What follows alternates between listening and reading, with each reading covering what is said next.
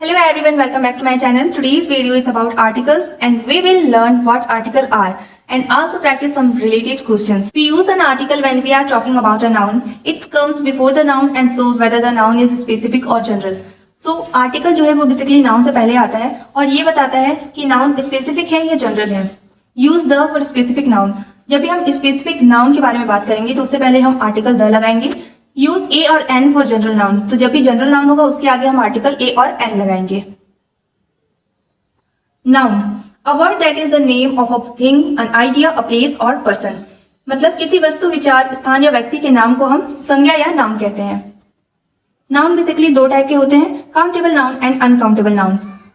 Countable मतलब जिसे हम काउंट कर सकते हैं, जैसे 1 2 3, ये क्या है, काउंटेबल नाउन है. अनकाउंटेबल मतलब जिसे हम काउंट नहीं कर सकते, हैप्पीनेस, सैड, वाटर, ये सभी क्या है, अनकाउंटेबल नाउन है. हमें आर्टिकल में अनकाउंटेबल नाउन के बारे में नहीं पढ़ना है, हम पढ़ेंगे काउंटेबल नाउन को. तो काउंटेबल नाउन को फर्दर डिवाइड किया गया है 2 कैटेगरीज में, singular noun and plural noun. Singular मतलब क्या होता है, when we talk about the only one person, one thing, one entity. मतलब किसी स्पेसिफिक एक चीज की तरफ अगर हम इंडिकेट करते हैं तो वो क्या होता है, सिंगुलर.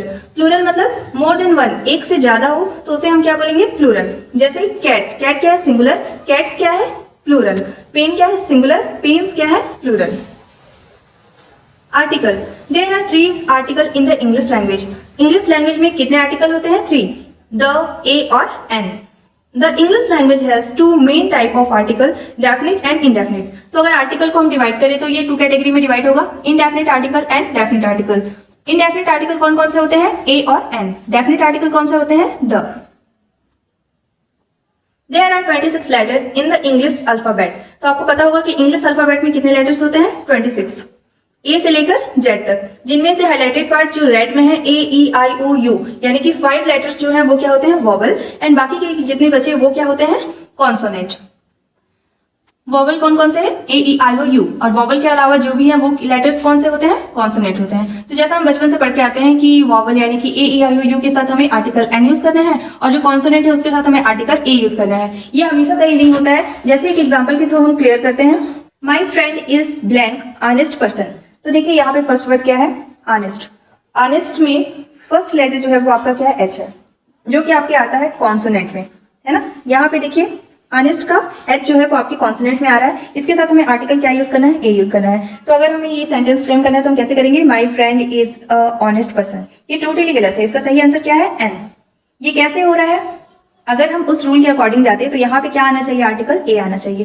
तो इसलिए मैं बोल रही हूँ वीडियो को लास्ट तक देखिएगा, आपका सारा डाउट क्लियर हो जाएगा और आप इसे बहुत ही इजीली बना लीजिए. एक और क्वेश्चन देखते हैं. Blank university offers various courses. तो यहाँ पे ब्लैंक, ब्लैंक में क्या आना चाहिए, अगर हम देखें यूनिवर्सिटी, यूनिवर्सिटी में हमारा क्या आ रहा है, यू. और यू क्या होता है आपका, बेसिकली वॉवल होता है. वॉवल के साथ हम क्या यूज करते हैं, एन यूज करते हैं. तो यहाँ पे क्या आएगा, an university offers various courses. इसका सही आंसर होगा a university offers various courses. ये भी हम बाद में देखेंगे, ये सारे एग्जाम्पल को क्लियर भी कर दूंगी मैं, तो लास्ट तक ये वीडियो को जरूर देखिएगा. हिंदी में 13 वॉवल एंड 33 कॉन्सोनेंट होते हैं. तो बेसिकली आपको यहीं से याद करना है कि वॉवल कौन कौन से है और हिंदी के अकॉर्डिंग ही याद करना है, और इससे आपके एक भी क्वेश्चन गलत नहीं होंगे.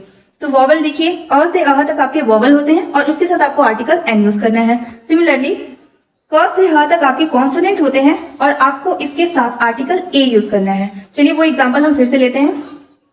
माई friend is blank honest person.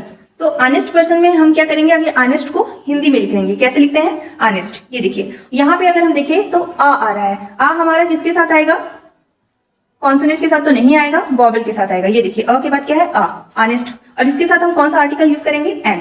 तो इसका हमारा इसलिए सही आंसर क्या होगा, माई friend is an honest person. ठीक है.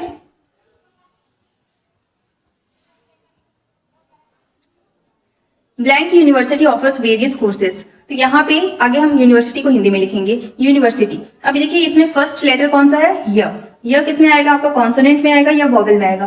तो ऑब्वियसली ये किस में आएगा, कॉन्सोनेंट में आएगा. तो कॉन्सोनेंट के साथ आप आर्टिकल कौन सा यूज करेंगे, a. A university offers various courses. ठीक है. अब हम देखेंगे इंपॉर्टेंट आर्टिकल बेस्ड क्वेश्चन. इससे आपके और भी डाउट क्लियर हो जाएंगे और आप इसे इजिली सॉल्व कर लेंगे.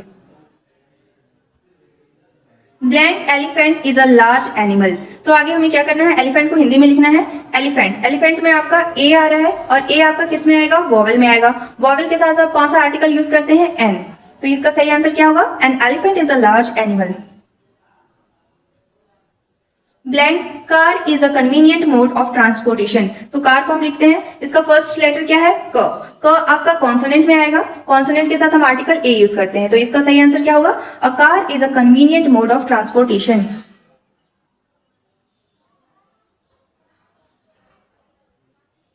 Blank Apple a day keeps the doctor away.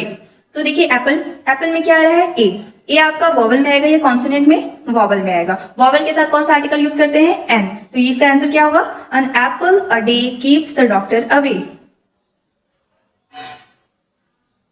I have blank book on my shelf. I have book में क्या आ रहा है? ब। तो ब हमें किस में आएगा? कॉन्सोनेंट में आएगा। कॉन्सोनेंट के साथ आर्टिकल क्या यूज करेंगे हम? A. I have a book on my shelf. My friend is blank artist. Artist में क्या आ रहा है? आ क्या है? वॉवल है। वॉवल के साथ आर्टिकल कौन सा होगा? An. My friend is an artist. Okay. I love to eat blank ice cream. Ice cream में क्या आ रहा है? आ रहा है। क्या है? वॉवल है। वॉवल के साथ कौन सा आर्टिकल यूज करेंगे? बेसिकली एन करेंगे। I love to eat an ice cream.